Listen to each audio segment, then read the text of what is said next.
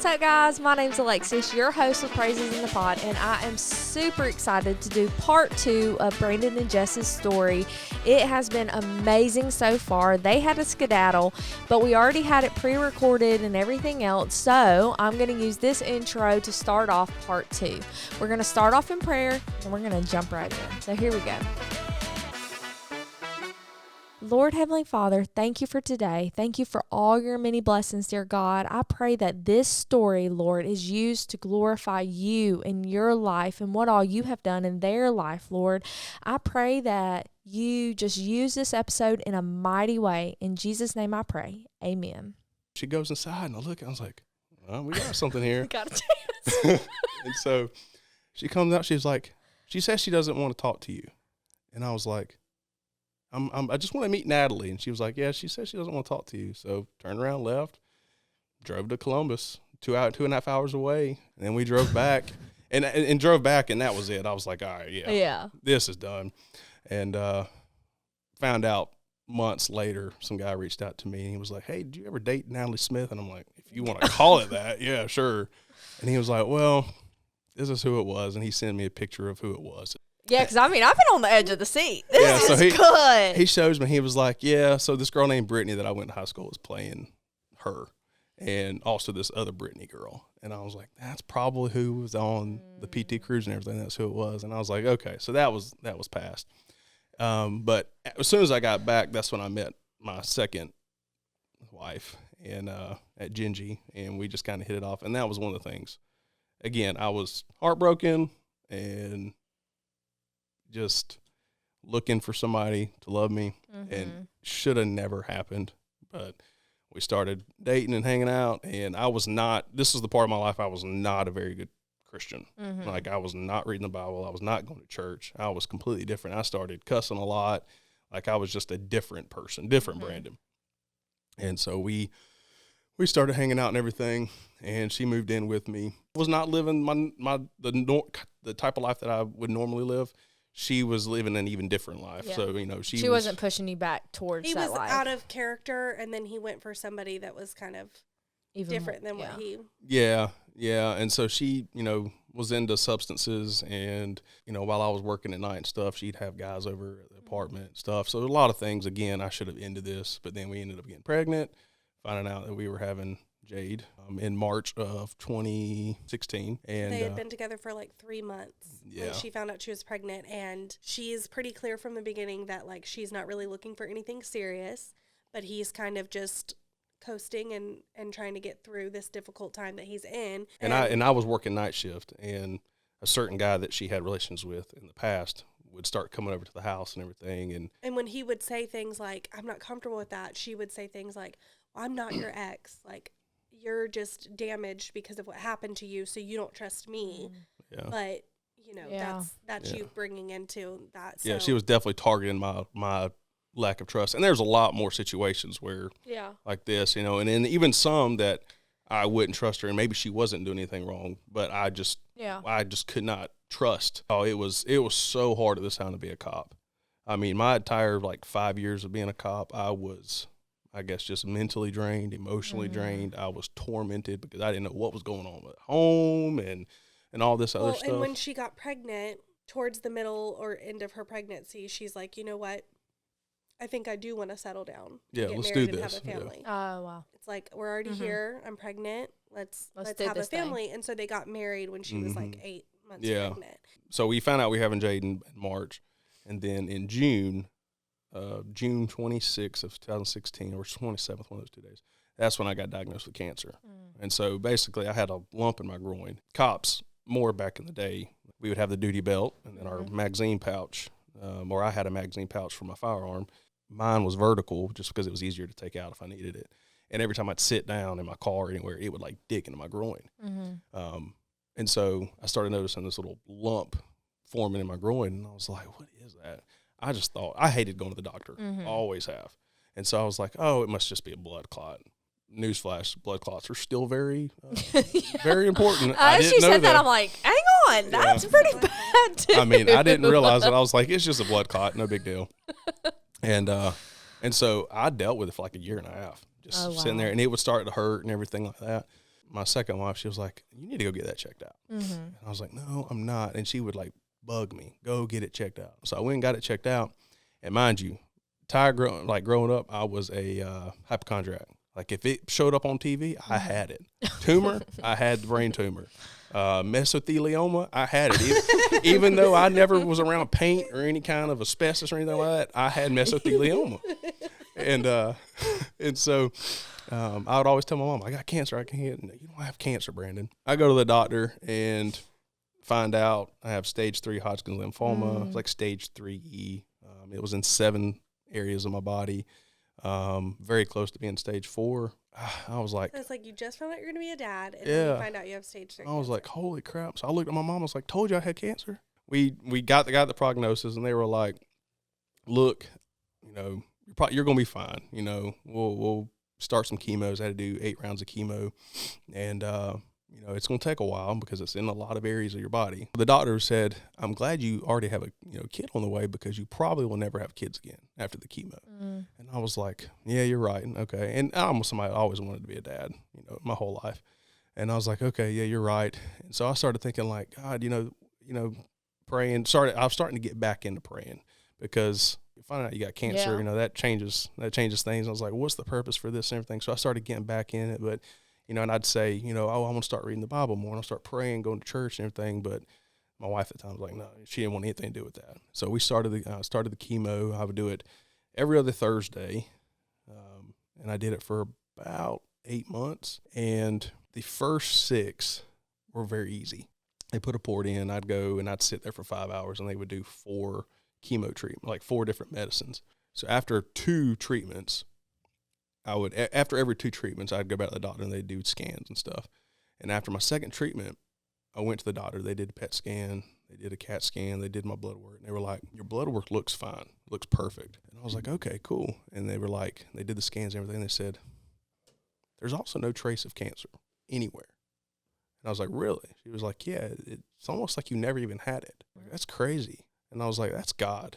I don't know how else you tell me I have to go through 12 rounds of these things. And after only 2 of them, it's completely gone. Now, you said 8 months, though. So you took one and then a few months later? Oh. Yeah, so I told her, I was like, so that means I don't have to do any more chemo. She was like, no, we're still going to go through all of it just to make sure it doesn't come back. Yeah. Wow. I'm not one of those people that thinks every little thing's a miracle. Yeah, I'm not one of those things. Yeah, I'm not one of those people that thinks that God's just always going to do miracles, because if that's the case, they're not miracles if they happen all the time. But in my life, that is an instance where I said, okay, that's a miracle. Absolutely. Finished all the chemos and everything. Everything was clear.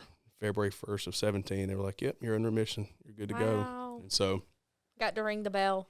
Yeah, got to ring the bell. And then, but then that's when we're like, I think in October of 16, I still had cancer. That's when we had Jade, And so once I was over with that, went back to work and just kind of started living our life, raising Jade and everything. December 2018, that's when I started noticing that there were some things going on that shouldn't have been going on. Person decided anymore they didn't want to be married, and so we started hanging out with her friends, and she mostly started hanging out with her friends, but it became like a constant thing, and didn't really want anything to do with me anymore. And so I had trust issues, so I start questioning everything, and it's like attacking those, like, oh, no, you're just crazy, you're just paranoid and all this kind of stuff. I'm like, no, something's going on. And again, I'm sparing details. But I started investigating, looking at phone records of my ex-wife and stuff like that, and noticing a certain phone number showing up all the time. And but through probably 2 or 3 months of investigating, eventually came to the head. I figured out. My Nana called me one day. And I was like, Nana, and I'm working. I'm like, Nana, I'm freaking out. In my personal investigation, I used my computer at work to look up this phone number, and then found out who the phone number belonged to, and it was her best friend's boyfriend. Oh. Yeah. And I was like, okay. And that's kind of who I figured it was, because she was hanging out with these people all the time. And then I used my computer 2 more times to find out the address and all that stuff. And she was constantly going to Macon. And this guy lived in Macon. I was like, okay. And so my nana was like, let me go to that address. And I was like, no, it's not. We're not going to do that. We're not going to do anything like that. She was like, let me go and see if her car's there. I was like, okay, fine. So she goes, sends me a picture with her car in this guy's driveway.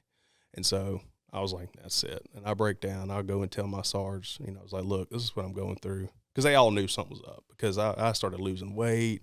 I was not normal jokester Brandon and everything. And I was like, look, I'm going, my wife's having an affair. And I was like, I'm going through all this. And I was like, and just so you know, I used my computer, to find out some stuff, which one against PD policy to use your computer for work, for business reasons, or for personal reasons. And I was like, so I used my computer. And he was like, okay, well, I appreciate you telling me. I'll pass it on to the chief. And so he did. So they took me off the road. And I went and confronted her, and I was like, look, I know, and just the normal, like, oh, that's not true, and she ended up leaving. GBI actually came in because what I did was also against the law. And so GBI came in, and they were like, hey, we're going to interview you. We're going to investigate the situation. We're going to interview you. We're going to interview her, the boyfriend. I was like, okay, fine. So they did all that, and they came back. My chief wasn't going to fire me, okay, because I was honest about it all. And everybody was telling me not to be honest. Like my best friends at the PD, they were like, Brandon, don't say, like, they're not going to find out. Don't say anything. And I was like, no, I'm going to be honest. The process for them is they have to go to the district attorney and say, hey, this is what we got. We, give their recommendation. And so they gave the recommendation to the DA at the time of Houston County and said, hey, we don't recommend charges. The DA was like, nope, I'm taking them to grand jury for 3 felonies. Oh my gosh. And so when they came back, I was like, are you kidding me? My career was just starting. Like, I had been there for 5 years. Like, I started getting the hang of things, and my chief called me in the office one day and was like, hey, DA is taking you to grand jury for 3 felonies. So I got to fire you. Oh, and I was like, are you kidding me? And I was like, I get it. In the midst of all this going on. Yeah. In the like the affair of your wife and all this stuff. Yeah, that was all fresh. Wow. And I was like, all right, I understand, is what it is. I had a bad call at work too one time. I guess I can dive into that because that ended up being a major issue for me. So February of 19. So while all this was going on, before I had, turned myself in and everything, we had a shift where our radios went out. And so we couldn't contact each other, like the cops, on the road. We couldn't communicate with each other, couldn't communicate with EMS, fire, anything. And so all we could really see is, like, the dispatchers would call us and say, hey, I need you to go to this call. Or on our computers, we could see where they were dispatching us. But I was heading back and I just happened to pull up because I had to go do work on some reports and stuff at the PD. And I happened to pull up my computer, and I saw a call holding, and it was a dog bite. And so I pulled up the notes, and it was like 6-year-old boy bitten by dog, people going crazy and stuff like this. And I called my Sarge. I said, hey, Sarge, look at this call. He pulled it up, and he was like, let me look at it and reading and everything. He was like, all right, yeah, go ahead. And I said, run code. Code 3 was license sirens. He said, run code. So I flipped them on, and I haul tail, and I get down there, and I pull up, and I hear the screaming, and I'm the first one there. And I hear screaming, and I go across to my left and knock on the door, no one. And then I go to my right, and someone comes around the house, and they're like, over here. So I run over there, and as I'm running, the dog, a big white pit bull, comes up and meets me at the gate and just, barking its head off, just showing its teeth and everything, acting like it's about to come and get me. And so I stop, I draw down on him, because I'm like, if this thing comes and attack me, I'm shooting it. Yeah. And 2 other cops show up, they draw down on them as well. And I'm like, y'all worry about the dog. I'm going to go find the kid. And they're like, yeah, we got it. So they start, like, distracting the dog and everything. And I go around, I go to the backyard, and I see everyone on a trampoline. And they had, like, the nets up and everything. And at this point, there were probably 4 or 5 more officers that showed up. And they're all dealing with the dog. And so I run at the trampoline, and I jump into the trampoline inside the net. And when I get in there, I notice that the people are on the outside of the net. And so I'm, like, jumping around. And as I'm on the trampoline, this dog gets over there and is, like, trying to bite me through the bottom of the trampoline. And so my buddy, Josh Warren, he's got a broom handle or something. I think it was a broom handle. And he starts trying to hit the dog to get it out from under the trampoline because I didn't want to jump down and it get me.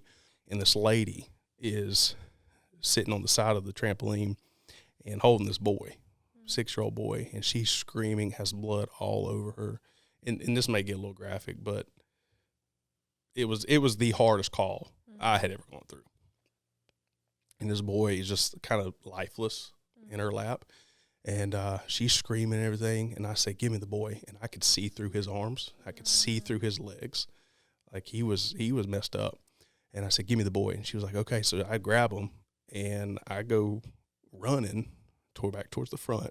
Again, the only thing was in my mind was like, I can't call EMS. I can't say anything to EMS. So I don't know where they are. You know, they were on the way and I don't know where they are. And so I tell Sarge, I was like, Sarge, I'm taking him to the hospital. I was like, I don't have time to sit here and wait. I don't know where EMS is. He was like, good idea, go. So I buckle him in the back seat and I tail off. As I'm pulling out of the neighborhood, EMS is coming in. The whole time I'm reaching back, you know, and I'm like, it's all right, buddy, you know, and he would make like a little, like a whimper, you know, and I'm like, it's all right, buddy, it's all right, it's all right. I'm like, just hang in there, and I'm going. And as I'm pulling on the hospital drive, I don't hear him anymore. And I'm like, I start like breaking down. I'm like, this boy just died in my car. You know, I was like, and so I pull on the hospital drive. I pull into the ER and I grab him and I'm like, okay, he's alive. So I grab him and I take him inside and I tell him everything that's going on. And I'm just like pacing back and forth. I'm like, just trying to like, you know, just praying and everything and praying for the boy. It was crazy because after I kind of get done pacing and everything and he's in their hands, I go to walk out and the EMT that was driving the EMS, they ended up turning around and came up there and he confronted me. He was like, don't ever do that again. I was like, do what? And he was like, we were coming. You wait for us next time. And I was like, dude, get out of my face because one, our radios aren't working. I didn't know you were coming. I didn't know where you were. I said, I did what I had to do. And I pushed past him and I left and ended up finding out that they ended up killing the dog because he was just, the dog was just out going crazy. And later on found out that they ended up flying that boy to Atlanta, you know, saved his legs and everything. Like he ended up making a full recovery. And I had told everybody about the EMT and everything. So my sergeant came up to me one day and he, it was actually after I had gotten fired. Like this was months later. And he was like, Brandon, Brandon, you remember that call? And I was like, yeah. He was like, well, I just want to let you know that a doctor got in touch with us. And he said that if you wouldn't have did what you did that day, he wouldn't have survived. Oh, wow. And I was like, and I really appreciated that. And the supervisor of EMS actually got with me. He said, sorry about that. You know, that was uncalled for. And so that was the hardest absolutely call. But why did I get on that? Just like a picture of just like the mental. Yeah, just everything. Yeah. And at that same through. time, the next few months were just a lot of back and forth. We actually ended up getting back together because it was like, hey, you know, I think she just kind of needed me for an apartment. I was working at Tractor Supply Warehouse at this time because I just needed a job. And I was like 3 weeks living in this apartment with her. And I was like, look, I'm done. Because she's going out and still hanging with this dude that she cheated on me with. And I was like, I'm done. So I leave and everything. And then just going through it, I ended up getting a trailer that I rented in Warner Robins. And then that's actually why I was at Walmart, because I started living in this trailer and I needed some blinds. And my gosh. I go to Walmart and I'm looking for blinds. And so the breakup's fresh when y'all it was ran like into each other. It was like 9 months later. Oh, okay. But I mean, we had a kid together, and they did do. But so that was, the breakup wasn't as fresh anymore. It was more just frustrations with custody, you know, because she was very much, she's my daughter. You don't care about her, which it wasn't true. You know, I say what goes with her, and you see her when I say you can see her, and stuff like that. So it was just a lot of, at this point, it was just mainly Jade. That was the frustration. But so yeah, that's where we saw each other at Walmart. And I actually told her, and I was like, when we started talking, I was like, look, I live in a trailer. You don't want anything to do with me. Oh my God. What I knew of her, because I told you, like in high school, she was the girl that everyone wanted to be with. And so like when I saw her, I'm like, oh, she probably lives in this big old mansion. Parents have these amazing jobs. You know, she don't want little old Brandon Calrson, like this peasant over here. Yeah. Oh my gosh. Okay. So y'all are both going through very similar things, different, but the same. And then, so I'm guessing you go to church? Well, to the church? So it was funny because I told Sydney, I said, mark my words, I will never love again. Unless I find some jaded single dad who is so sweet and would never hurt a fly. That's oh my wording. gosh. God said, hold up a second. Yeah, I said bet. Yeah. So. And let me interrupt you real quick. But this was the point of time when I was like, this was my deciding moment. Like after I was like, look, I've been through this twice already. And I was praying, like I really started getting more into the Bible. And I don't tell a lot of people, but like I had a moment where I literally had a gun in my head. Like I was ready to call it quits. And the only reason I didn't is because I had Jade. Yeah. And I remember praying. It was like, God, you know, my relationships have not gone the way they were supposed to. And I was like, it's because I was searching for what I wanted, not what you wanted for me. Yeah. And I said, and I kept praying. I was like, God, match my desires, whether it's, you know, relationship or whatever, match my desires with your desires. You know, if it is meant for me to get married again, I want the woman that you want me to be with, nothing else. If they're not out there, it is what it is. And it's funny. He gave me what I wanted and what he wanted. Amen. Hey. So fast forward, we run into each other at Walmart. We have this conversation. He invites me to start going to therapy, and then he invites me to church. And I actually did bail that Sunday. And It was just because I just felt, first of all, I didn't know anything about this with him. And it's so funny because you hear all this craziness about him. But my perspective is that the Brandon that I'm thinking of is, he is so that kid that never got in trouble in school. He was a police officer. He just doesn't do any wrong. He's just a sweetheart. And, you know, I was feeling a little bit unworthy of going to church with somebody who I didn't feel like knew what it was like to make mistakes and go through hard things. And so I was totally wrong. And so we can be so wrong about people. But I didn't go that first Sunday, but we continued to just talk every single day and talk on the phone.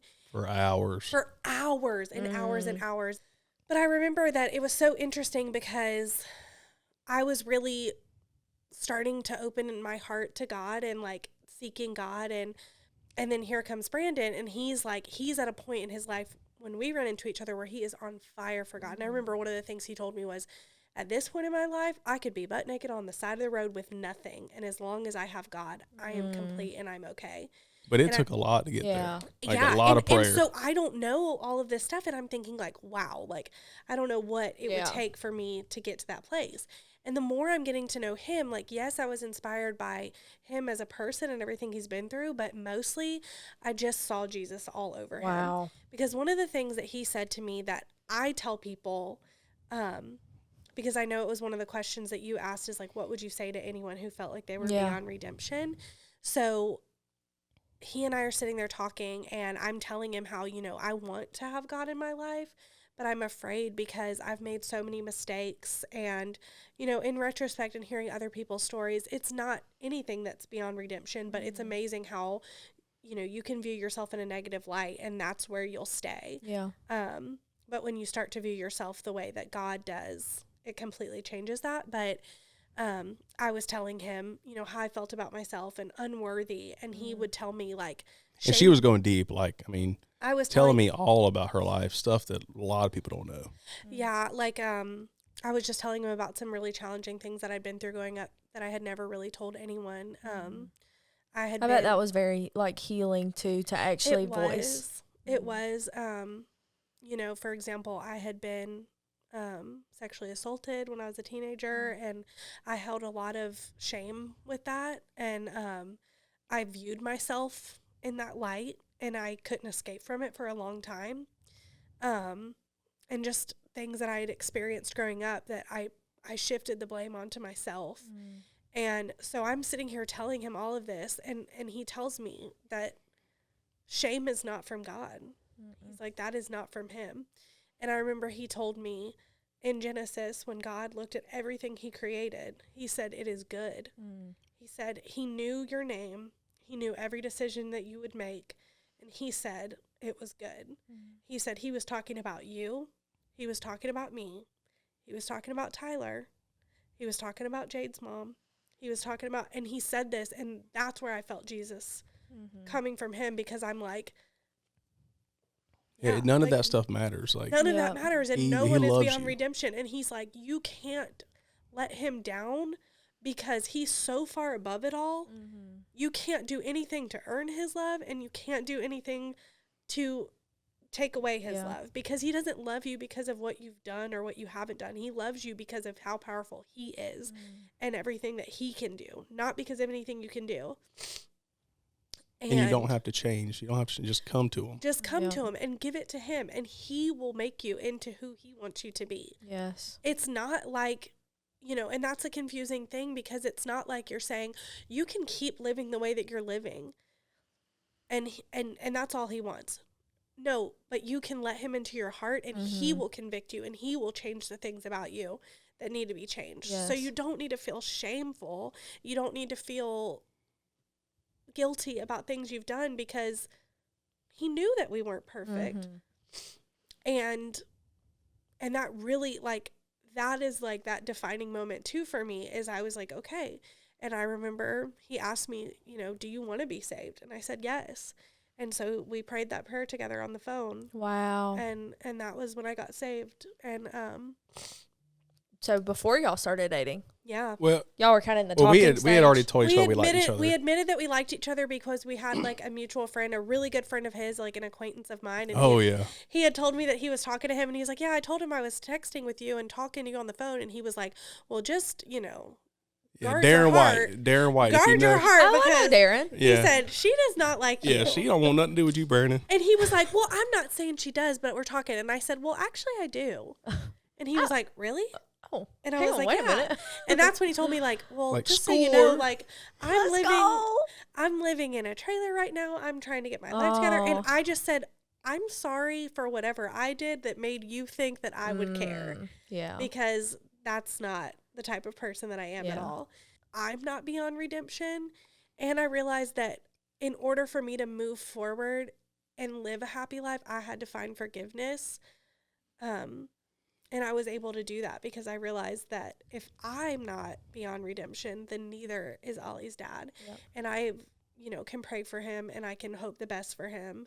And I can pray that Ollie will have both of us in his life. Mm-hmm. And of course, ups and downs, battles of co-parenting, but I do see that. And so it's really awesome. And then just the way that he spoke about, Jade's mom, everything that they had been through, even still to this day, he would say, you are not too far for God's love. Absolutely. And that's probably my favorite thing about him, because up until meeting him, like I said with my client, I had this view of people who were very religious of being judgmental or closed-minded, or he's like, religion is man-made. Mm-hmm. And he's like, a relationship with God is completely different. Yeah. And that really changed a lot for me. I know that God is so powerful, and if he can take someone like me and place me where I am now, then there's no limits to what he can do. It does just make me think, like, I can plant a seed, but I can just sit back and show the love of God in my actions and in the way I am to the people around me, and just hope for that. And I don't want to take away my responsibility in what happened to me. I 100%, a lot of the things that happened to me were because of decisions that I made. I don't for one bit think that God put me through any of that. Yeah. God didn't want me to get married either of those two times. Mm-hmm. I was not ready for it. And so, but at the same time, I do think that, we probably weren't ready to be with each other. Yeah. Like if we met each other in 8th grade, because we've known each other since 8th grade. If we started dating since 8th grade and it may not have worked out, but at the same time, maybe it is. Maybe we were supposed to be together. Mm-hmm. So. Well, that's what was funny is I tried in my head to be like, stop it. Mm-hmm. You are not ready for another relationship. What are you doing? But it's like, when it is not God's plan, you can't thwart it. Yeah. And when it is God's plan, you cannot stop it. Like, Amen. This was my man. Yeah. Okay. And there was no way around it. My mom, they were all like, Brandon, no. There we go. You've already done this and everything. But I'm telling you, from the moment they met her, they were like, oh, we love her. Yeah. They're like, never mind. And I remember my sister-in-law now, she was like, Jess, she was like, the thing about Brandon is he would walk through the fire for the people that he loves. Mm-hmm. And she was like, I'm looking at you and I know that you would too. And that brings me so much comfort. And so yeah, his parents took the time to like invite us over for dinner every week and like get to know me. And then they're like, oh, okay, this is All good. right. My parents were very weary because they were hurt through seeing me hurt. Yeah. Oh, they had nicknames for me. They did.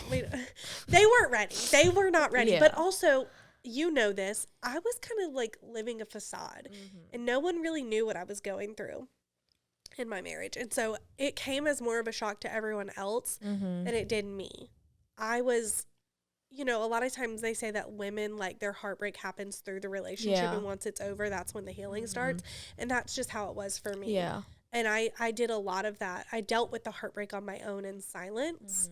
And so then when it ended, that's just when everyone else knew. But it was something that I was going through. And so my family was not ready because it was still really fresh for them. Yeah. Seeing Jade, especially just with everything that she's gone through, because she has been the one to really go through it, through just all of this, and just the faith that an 8-year-old can have. I mean, every night she falls asleep to Thank God I Do by Lauren Daigle, because that is like her song. And she, you know, when I tell her like, hey, Jade, you know, like no battle is too big for God, she's like, I know. Amen. I know. And her verse right now is, blessed are those who mourn, for they will be comforted. Oh, wow. Because she knows that, she's like, sometimes I want to say, why would God make me have to go through this? But then I realize he's not making me go through this. I'm going through this, and he's going to use it for his glory. And so I just can't imagine the testimony that that child's going to have one day, because she is strong. And all of our kids are. It's so amazing to see. I mean, Oliver, just the way that he loves, and, you know. And just real quick on Jade, again, like I said in the beginning, like, we're going to spare details, but there's some substance stuff on her mom's side. And we found out about that in May of last year. And so now we've got custody of Jade. So she's in a place where she can't see her mom. And it's been very tough, very tough. I mean, for an 8-year-old to go through that, I mean, it's. And we've had to, like, be really honest with her, because she is so smart. We chose to. Like, we chose to, and we felt like it was better for her to just be honest with her about everything going on, because I'd rather her be able to learn how to process those emotions now. Than later on, and it be put on someone else. Yeah. And I mean, she was 7 when this happened, and I think, like, you realize a lot of times that kids know what's going on more than we realize as adults. But she felt safe to tell us, and so it was like the floodgates open, and she was able to, like, release all these things that she felt like she had questions about, that she didn't know if she was safe there, that she didn't know what to make of.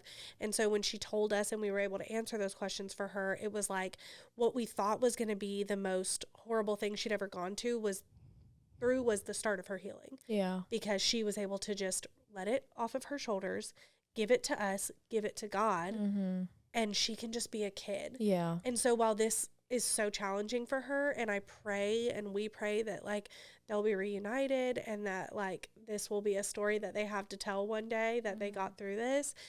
It's like right now, the way that she is, like, trusting God even in the waiting, I learned from her. Yeah. You know? As an 8-year-old. Wow. As an 8-year-old. I mean, and I just think, like, wow, like, you know, when I was a kid, I mean, thank God I had a really stable childhood, and I had really good parents, you know, but I'm just like, thank God she has God, because even when there's things that we don't have answers for, she can pray about it.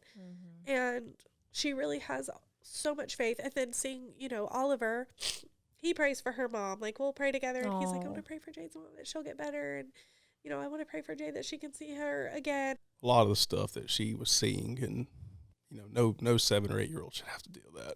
And it's very frustrating, but at the same time, you know, I want to speak to her mom if she ever listens to this. It's like, I want you to understand that we together, we love you, and all we want is for you to get better.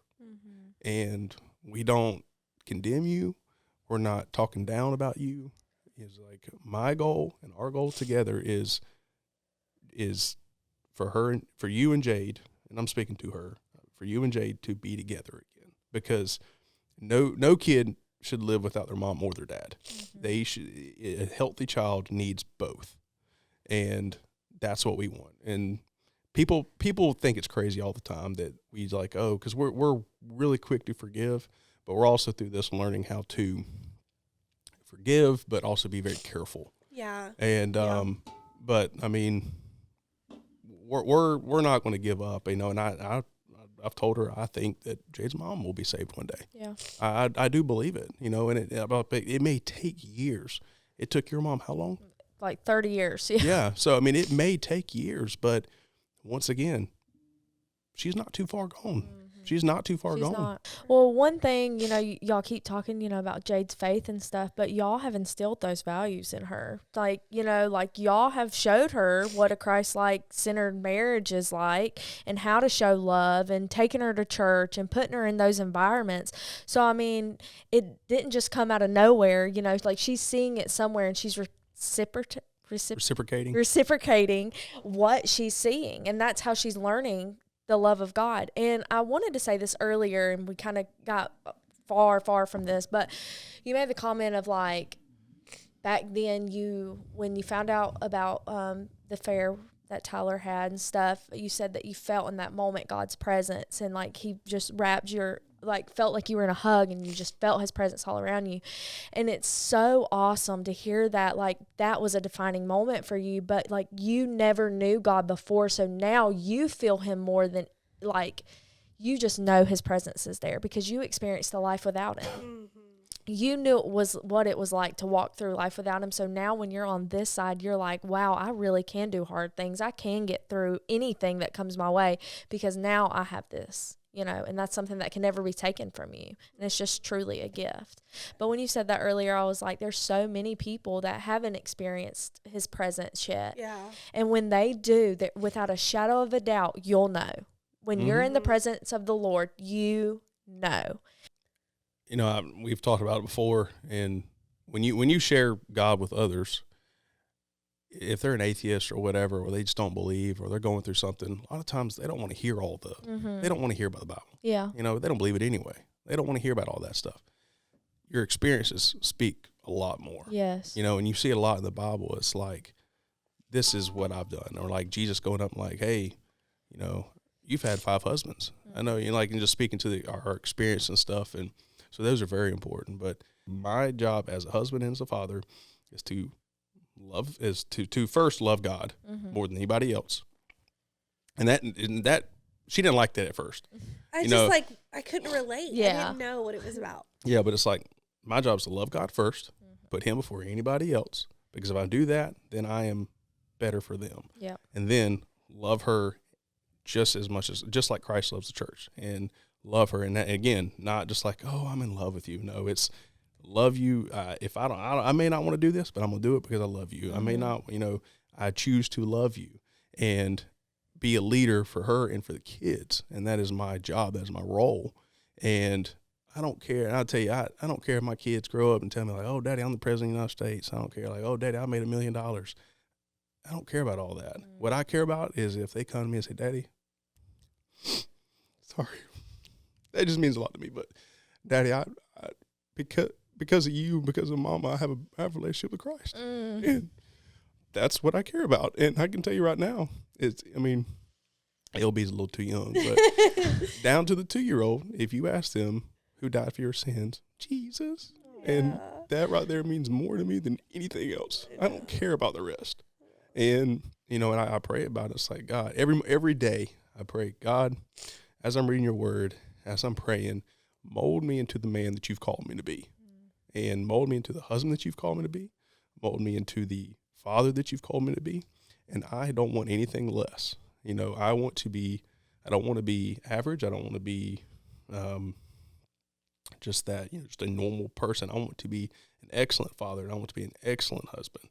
And I will work every single day to do that. And, you know, I think the kids see that. Yeah, and I know for me, whenever I got divorced and then I started getting closer to God, like I dealt with guilt, you know, for Oliver having to grow up in like a broken family. But then I realized, you know, everything that's happened with Jade. I'm like, you can't keep your kids from having a testimony. And if that's part of Oliver's testimony, if that's part of Jade's testimony, I can't keep that from happening. All I can do is show them in those times when it is dark, let God be the light and just lean on him, because that is something that has made my life infinitely better. And I look at where we are now and where I was just 6 years ago when we met, and I just cannot believe everything that God has done in my life. Yes. And I can't believe I lived 27 years without him. I know. You know? What I was going to say is we've talked a lot about Jade and Ollie, but you got a few others. So let's give them a moment. Let's talk about So we have Joshua, who is named for Joshua 1:9. No, well, so he's double named. Yeah, so his name's Joshua Ezra Carlson, and we call him Josh. We call him Joshy, but not like in the cute nickname. It's like, oh, Joshy. It's Josh E. So when I spell it, when I type it out, it's Josh space capital E period. So we got married in Joshua Tree, California. Yeah. And then also he has the verse Joshua 1:9 my on favorite his arm. verse.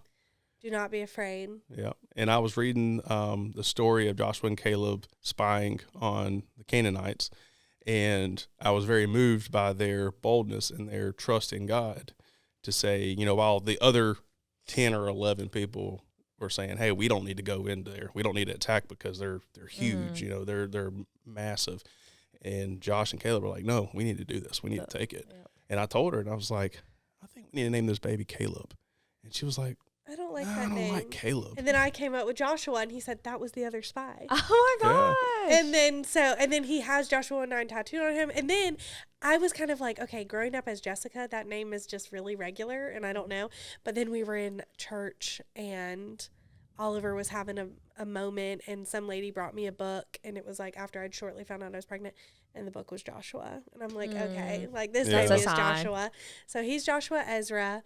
And then we had Meadow Adela, and Meadows is my mom's maiden name, and Adela is Sydney, my business partner's middle name. Stop! I did not know that. That is so special. Yes, wow. She's been there with me through all of this, and like just supported me through every season. So that's who she's named for. And then we had LB, which is Little Brandon. Little Brandon, little buddy, little buddy, boy. little boy, little brother, yeah, little baby. So I'm a little baby. Little baby. So he's just LB, and he's Brandon Alexander Carlson Jr. Nice. And we have just been so blessed. Yes. She didn't want me to have a junior. He had a whole different name picked out, and then right before I had this baby, I said, look at that man. I gotta name this baby after him. Oh my gosh. If anybody deserves a junior, it's my man. So are y'all gonna have more children? She wants one more. You want one more? Don't let my parents hear that. I said the other day, oh my gosh, she's just getting so big. And my dad's like, why do you say it like that? And I'm like, because I just don't want him to grow up. He said, please don't have another baby. And I'm okay if I don't. I'm good with not. I'm happy with my 5. I don't know what's wrong with me, but baby fever lives within me. And I'll tell you what, that doctor was wrong. I can still have babies. Still have kids. And that is point proven. Yes. Yeah. I touch her and we get pregnant. I know. Think about a baby and maybe we'd be okay. I'm pregnant. All right. Well, as we begin to close, is there anything else that maybe y'all want to hit or say or maybe advice? The big thing for me now, and I'm not perfect. Obviously, I know that. There's a lot of things that I have done and struggled with. But a real passion for me is husbands and men, because I think that our country lacks godly male leadership, and I want to do what I can to change that, because obviously we see, there's a lot of broken families, and there's a lot of fathers that are not in the home, and that negatively affects kids and generations afterward. And so I want to do what I can to change that, and to bring fathers back into the home, men, families, and I'm very passionate about the male side of that, and helping guys be the leaders that they're supposed to be, and leaders for their kids and people that their kids can look up to. And so, I mean, if you're a guy out there and that's you in a broken relationship and you're a single dad or whatever, and you may not be living the way you should be, hey, I'm open. Come talk to me. I just want to hear. I want to help people, and I want to help guys be who they're called to be. And I ain't gonna condemn anybody. I ain't gonna judge anybody. I just want you to love Jesus. Yeah. I want you to love your kids and be a good dad and husband. I would just say the same thing for any of my girls that have just found their identity in what other people think of them or mistakes that they've made. Like, please just sit that down, because the peace that you will feel when you give that over to God and just start to see yourself the way that he sees you is something that's so indescribable. And, you know, I still struggle at times with those things because we are human and we'll never be perfect in that way either. But God is love, and you will never fill that void with anything in this world except for his love. Yes. So that's good. All right, guys. Well, this has been absolutely incredible. This whole story, you can truly see where God has just moved in both of your lives. Like, truly to watch you grow from not a relationship, not even really seeking God in any way, to then blossoming and coming on this podcast and just spitting scripture and just talking about the love of God and everything. It has just been incredible to witness your journey. And Brandon, I didn't really know you before, but it's been awesome to, you know, just experience you loving Jess and y'all's relationship together and your beautiful family. So guys, thank you so much for being here. This has been great. Absolutely. Appreciate you inviting us on here. Yes, absolutely. All right, guys, stay tuned, stay blessed, and we'll see you guys later.